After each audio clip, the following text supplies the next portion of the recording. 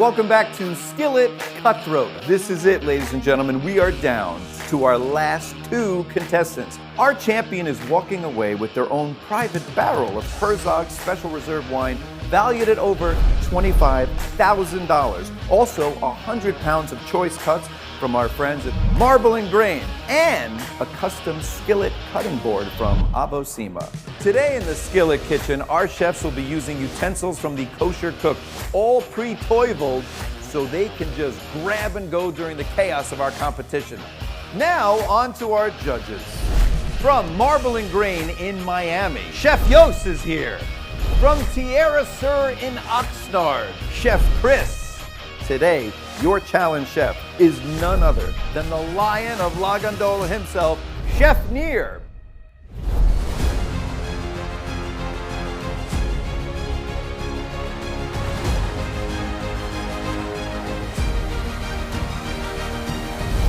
This is Skillet Cutthroat.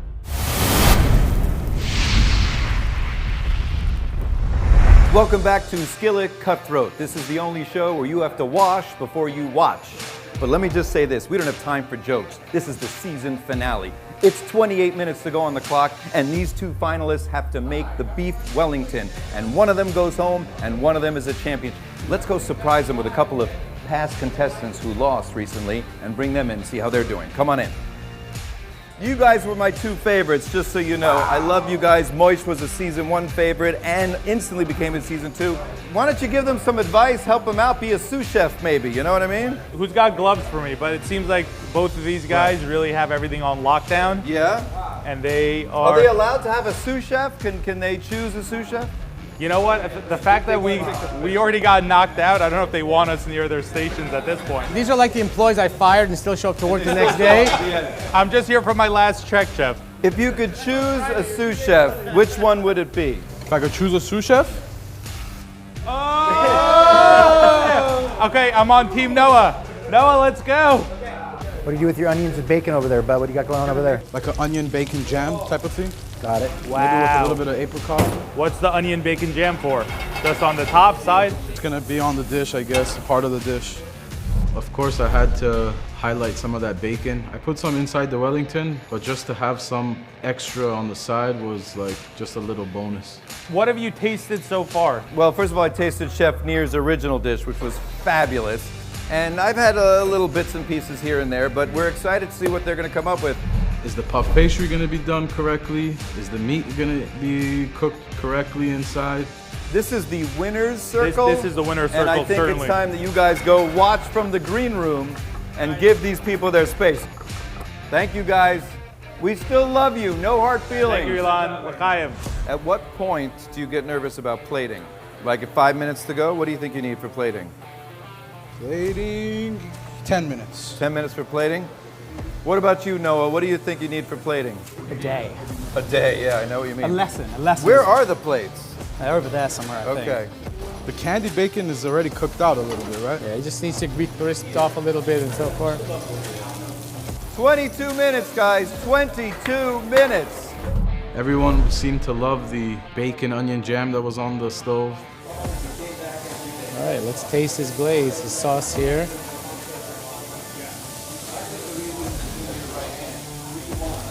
Not bad. Right behind you guys. That's okay, we didn't need those. All right, chefs, let's go back to our chef station and discuss. Come on.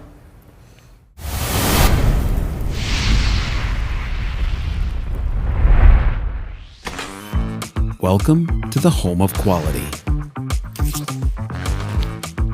Design, precision, durability, and creativity, where joy encompasses every moment in the kosher kitchen.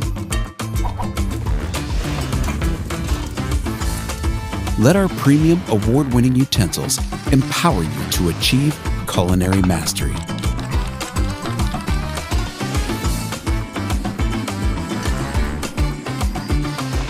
Color-coded and marked. The Kosher Cook, the way the Kosher Cook cooks. All right, chefs, as you can see, they have 20 minutes on the clock. What do you make of what's happening out there? You know, one of the chefs came up to me and said, did I do this wrong, do you think? I said, there is no wrong in the kitchen. Really, you know what? This is about their personality. I gave them a concept, I gave them an idea. They've met us, they've talked to us for a couple of days. Now it's really in their hands. They're both impressing, they really are. I mean, they're both under pressure. This is not an easy dish, not an easy plating, but they got themselves under control. Without having tasted it, just seeing their prep, could you choose a winner right now? Unfortunately, no. Okay, good. I'm super impressed with both of them. First of all, it's hot out there. The dough is it's hard to work with. It's hard to work with when it's hot. Daniel had to throw out his first Which is batch. another impressive thing. It's like gambling, right? Don't keep throwing money into the pot. You got to know when to call it quits and start over again. Maybe not with the gambling. Right. But he did it right away. He messed it up. He didn't waste He took time. that ball, threw it out, made the decision quickly, and he got back on the horse. Great. Chef Chris? I'm glad Daniel's finally grabbing his whole grain mustard. I'm super impressed with that. It's about time. Noah, I think, is gonna not have his Wellington done. I don't think it's gonna cook all the way through. It's too big around, it's too thick. Is there any way to save it? There isn't, just time. Time is the only enemy right now. And with 17 minutes, there's no way to cook it through. I mean, a true Wellington for an entree size needs about 25 to 35 minutes. They both got them in between the 20-25 minutes, so it just depends if they have the oven at the fan, get the oven temperature going. This is a convection oven, so it helps a little bit, but let's see. So Noah is in trouble, possibly. And Daniel did over-reduce the sauce. Daniel made smaller portions, so that does take faster Yeah, to cook. but then again, Daniel's not really checking his Wellington, and Overcooked, too. He runs the risk of overcooking, right? Yes, and exactly. and Noah, right? We can get an overcooked Wellington and an undercooked Wellington, and then you're the winner. And then I win. Yeah, exactly. How do you feel about your Wellington cooking on time? I think I'm good. I think I've got a little bit more time. With 15 minutes left? Yeah, I think we'll be good. So it's on the highest heat? It's on the probably highest. Yeah, and you're cooking medium rare? Cooking, well, ideally it's supposed to be rare even, but we were certain it was medium rare, so I think I'm going to try to aim for somewhere between there. There's a little bit of guesswork, but we'll try our best. What was the temperature on? It was close to 400. I told him to put the fan high, And then bring but it down. we gotta watch it. I told him high, low, high, low. Yeah. Hopefully he understood my hint, but we'll see what happens. He's testing the temperature of the meat. He's not happy with it, right? It's going to go back in now. It's got to go back in. It's about 15-20 minutes before the end. I decided to test the temperature of the beef Wellington and see what it's at. And I see it's like at about 100. I kind of think I'm okay. It needs to get to 130, but I probably what I need to do is to up the temperature on the oven. So I do that. So it goes from 425 up to 500. Because I know that time is of the essence, and I'd much rather be on the safe side than on the sorry side. All right. Looks like what Chef Chris was saying may be prophetic, that within 17 minutes, I don't think you can cook the Wellington enough. Wow, look at that. So I pulled out the Wellington. It was a little bit over. I checked the temperature. No turning back. Had to plate what I had. 10 minutes, guys. 10 minutes and their fates are sealed. It's like Yom Kippur in here. It's that serious. Come on, guys. Look at that. They're up to plating. Wow. I am so nervous for these guys. I'm wishing you both the best. I test my meat again, and I'm seeing that the meat is now, it's approaching temperature I want it to be, but I know it needs a little more time in the oven. So I leave it in the oven, and I decide to start plating my dish without the beef Wellington. But as I put the pasta puree on the plate, I'm realizing that it's a little bit busy, and it's kind of just below what I'd like it to be. But really, it's too late at this point. And like, I know moving in that that's not gonna work. We've got 8 minutes. Look at the care he goes, he takes into plating. He puts so much care into it. I think by virtue of the fact that there's 1, 2, 3, 4 plates here, we've got a true winner. Thank you. I've done teshuva. Yes, you've done because you started out, you only gave 3 plates and I was left with nothing. But now Daniel is really ruining it for himself with only 3 plates. I mean, don't you know who the star of this show is? Hey guys, I don't want to make you nervous, but you've got 5 minutes now on the clock. Plate, let's go, let's do this.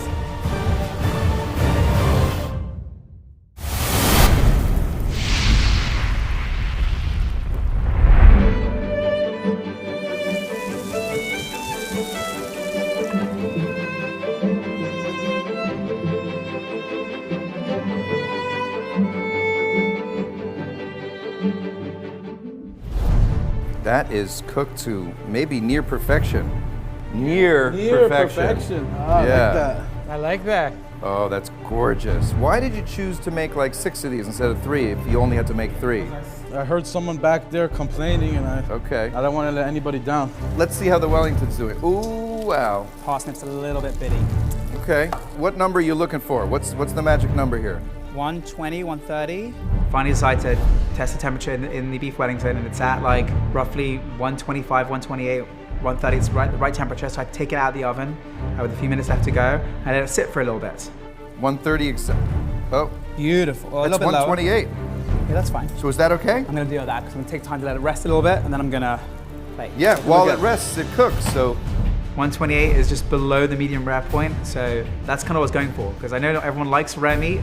I obviously can't tell, but the feedback I've gotten is like, if I'm going on the rarer side of things, just on the underside of 130, that's kind of what I was going for. Do you think they're both going to make it?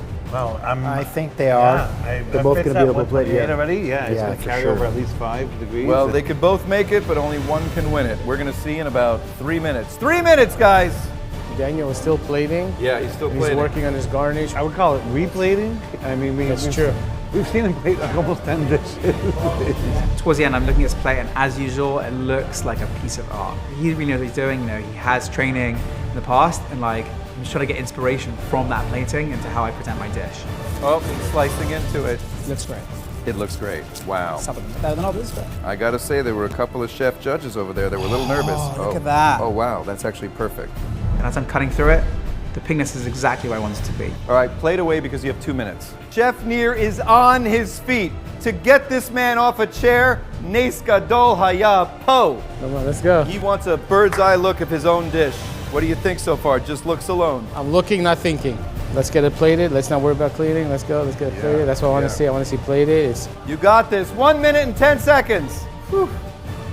Chef Nir, you think this is going to happen? I was nervous here, but he's got it. This was nerve-wracking for a good, 20 minutes. We thought you wouldn't make it, kid. I'm alive. Yeah, this is down to the wire. It's going to be pencils down in 10, 9, 8, 7, 6, 5, 4, 3, 2, 1. Pencils down, knives down. Congratulations. Let's go into the restaurant of Tierra Sur to determine who is going home and who is our big champion. Going into judging, I was confident my dish was spot on.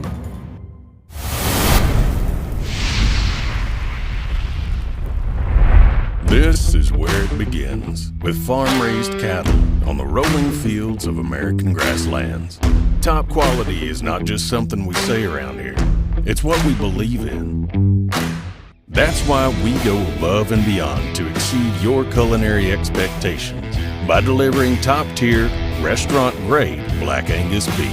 Crafted, cut, and packaged under strict supervision. Only the finest cuts make it onto your plate. Explore our carefully curated selection from the comfort of home. Indulge in the art of flavor. Savor each bite, knowing that you've chosen the very best. Marble and Grain.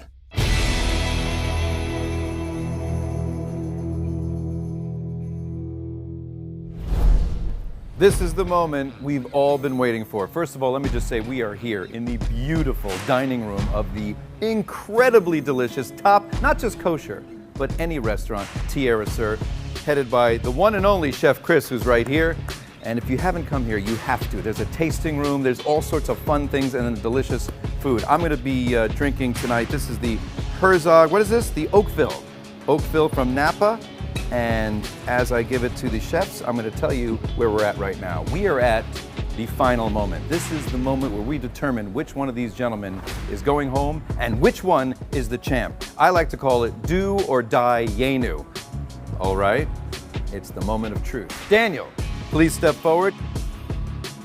Chefs, dig in, please. While you enjoy, Daniel, tell us a little bit about what went into this dish. So chefs, we have in front of you guys a beef Wellington. I cut out the eye of the ribeye to replicate kind of that tenderloin. You have a parsnip puree. I finished it with a mustard demi-glace and a little bit of the bacon, guys, bacon jam on the side. You also have some inside of the beef Wellington itself. Please enjoy. Wow, Chef Nir, this is your dish. What are your first thoughts? The bacon jam is off the charts. Can I get the recipe? That's thanks to you. It's delicious. Very well put together plate. Chef Chris, what are we thinking? I'm thinking it's quite tasty. I love the presentation. It's a bit sweet though. A lot of sweetness going on here. A lot of sweet stuff, but it's still quite delicious though. Good job. The bacon jam is fantastic. Almost wanted to grab a burger and just smear that on it. The Wellington, I felt like it could have really used an egg wash on it, you know, for that presentation of it, but. Oh, thank you guys very much for the opportunity. It was a pleasure. Thank you so much, Daniel. Please step back. Noah, please step forward. Why don't you share with us your thoughts of how you prepared this fabulous dish? By the way, sorry, more importantly, dig in, chefs. All right, now you can go ahead. I've used the eye of the ribeye, and what I've done is I've surrounded the mushroom around it. It also has a little bit of olives in there to give it a little bit more of an acidic kick. White asparagus wrapped in the bacon, and it's a parsnip puree. The sauce is a red wine reduction with a little bit of margarine and a little bit of the cooked leftover meat juices. You know, what's fascinating is all these great chefs called it that one of these dishes may be slightly undercooked and one slightly overcooked. It's delicious, quite tasty. Got a lot of different contrasting and flavors here. I would have liked to see the sauce on the plate and also the parsnip puree a little more smooth, but other than that, you did a good job. Your Wellington, the meat is actually cooked to perfection. Duxelle, I was really focusing on the Duxelle, the mushroom, being that, like we always comment about you being vegetarian, that you really emphasize on the side dishes, vegetables. Asparagus and the bacon is a nice little twist. The parsnip, again, could have been creamier, like the chef said, creamier, but the flavor is there. The sauce is nicely flavored. A little bit too much acid, a little bit too much pungent. Could have been either a little sweetness to it or more reduction or something else to it.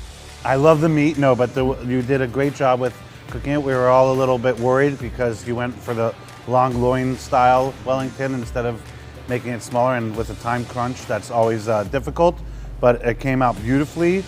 I love the flavors of the Wellington with the mushroom duxelle and the bacon. The parsnip puree didn't really do it for me in terms of flavor and texture, and also I know we have to use white asparagus for religious, non-mixed dancing reasons, but I just felt the white on white colors. Yeah, the contrast was there a little bit more, but everything else was fabulous. Excellent work. Thank you so much, Noah. Please step back. Well, chefs, they did the work. Now you've got your work cut out for you because deliberating on this is going to be tough. I tasted both these dishes. I don't have a winner. So good luck, chefs. And more importantly, gentlemen, good luck. We'll see you shortly. Thank you. Daniel's plate obviously looks like a work of art, but I feel like I've done my best here. Kind of think I might have edged it with the beef Wellington itself.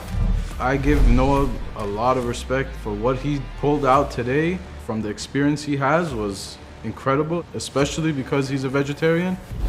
Okay, the contestants are hidden away. We have the judges here. Guys, deliberate away. Well, Daniel's was pretty darn sweet. There's a lot of sweet stuff going on in this dish. Noah's, I don't like the puree that much. I wasn't a fan of the puree. Both picked parsnip puree. I almost felt like they were doing that on purpose to make it just difficult for us. They both decided not to do anything house to back. They both did not do the surprise, which I thought was a great, especially for Daniel. He went over on his Wellington on the beef. Yeah. That could have saved him. Having a perfectly executed surprise on that plate as well could have really saved him. But it's also the easiest meat to cook. Why not just, it's an easy win. The bacon jam was to die for. The parsnip puree, amazing. The garnish, the plating, but the star of the show was dry, didn't deliver, was just not to my liking at all. I didn't enjoy it at all. And then take Noah. Everything else around it, which was the extras. Nothing special. The asparagus, I actually had a little bit of sand in I took a bite. The bacon fell apart. Again, we said those are extras, but the Wellington, like we said in the beginning, over, under, what's going to happen? And we were really nervous for both of them. It's not easy, but... It's not easy because they both didn't do so much that they could have done, each one could have done one thing. Who did less bad? Who did less bad? Let's put it that way. Yeah, exactly. Yeah, exactly. The only thing from Near's plate that made it onto any of their plates was the Wellington, so I have to judge based on that. Chef Chris, are you in agreement with the other two chefs? Yes, I am. We'll find out shortly.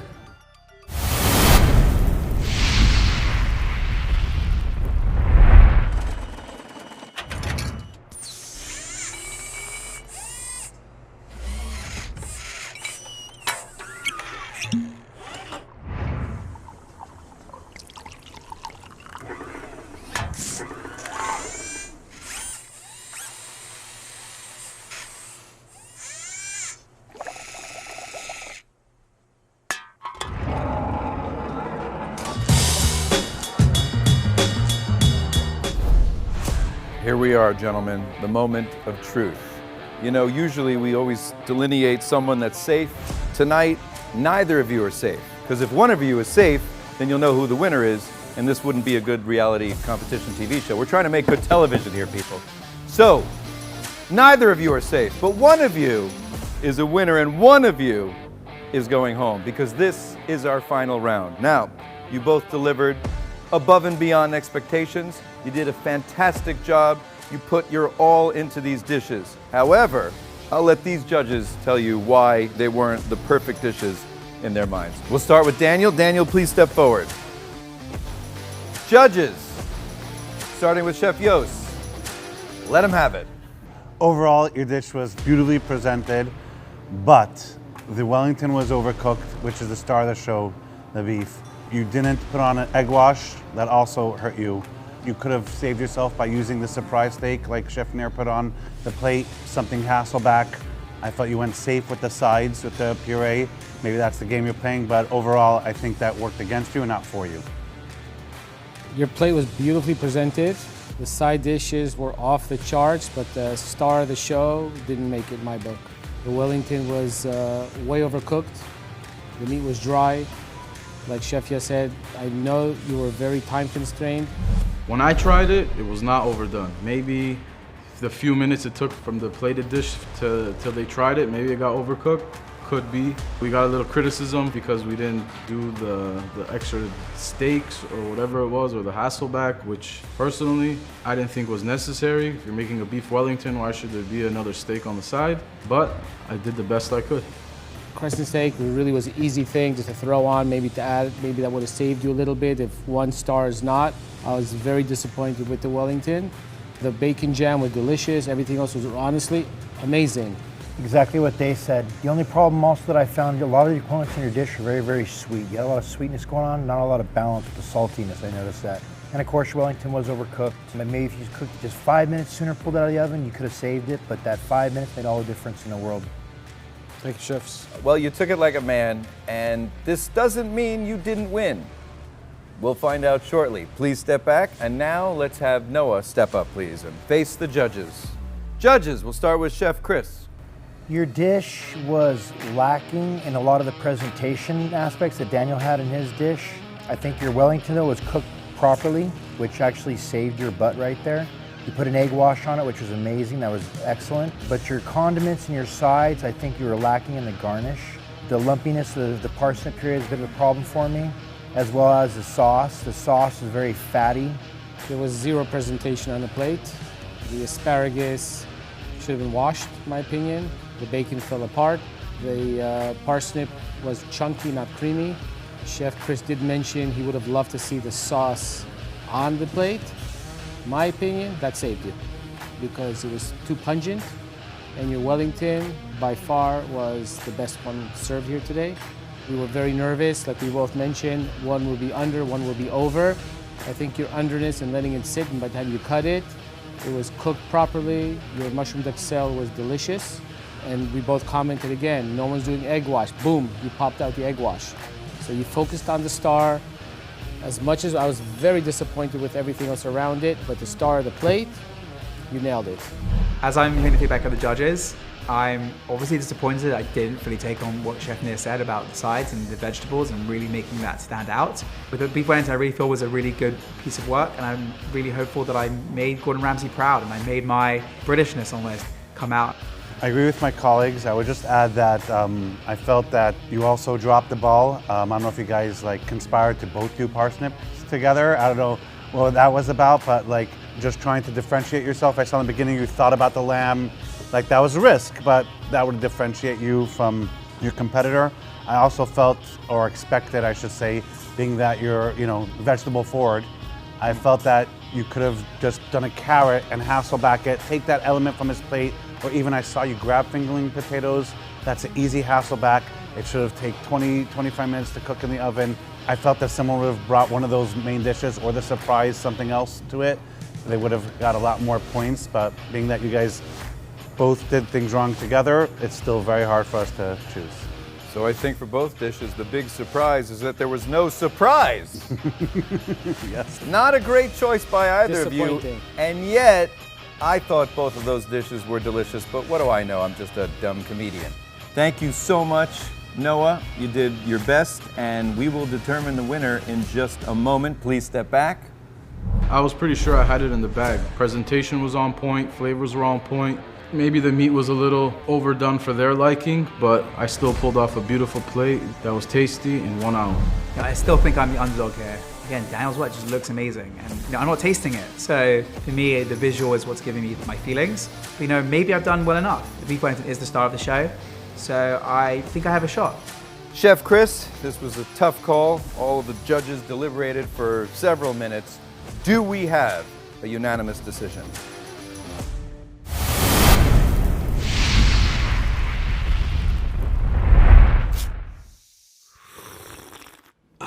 Sie Ticket. Sie Ticket.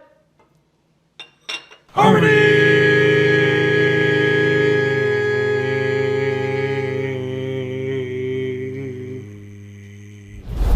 Chef Chris, do we have a unanimous decision? Unfortunately, we don't have one yet, guys. We have one more trial for you guys, trial by fire. You guys have 30 minutes outside on the grills. I want you guys to create your own dishes from scratch, a meat, any kind of steak you'd like, a vegetable side, some sort of glaze, and a sauce all outside on the grill. That's gonna be your final challenge for today, boys. Oh no, fire grilling is really not my forte. I don't have a grill at home. People think about grilling as a really meat-heavy thing. I was ready to go. Fire is my thing. It was a little let down. I thought it was going to be the end, and then we had another round, but I was ready for it. That's right. This is the return of Trial by fire. Gentlemen, a chance to redeem yourself for that beef Wellington, which we found to be underwhelmington. Either because it was underwhelming, Anyway, the point is, we're going to give you 30 minutes on the clock. You're going to be outside grilling, and this will determine who goes home and who is the champion of Skillet Cutthroat. We'll be back shortly. Tune in for that final episode. L'chaim.